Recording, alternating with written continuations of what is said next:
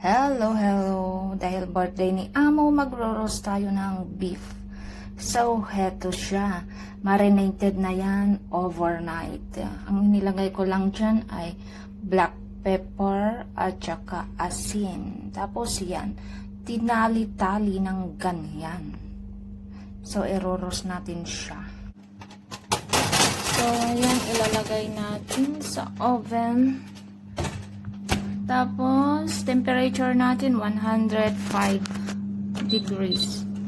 Tapos, iset natin yung time ng 55 minutes. Kasi dapat 1 hour yan. Pero, may 5 minutes na rest time. So, after ng 55, tanggalin sa oven. Tapos, let it rest for 5 minutes bago natin i-sear.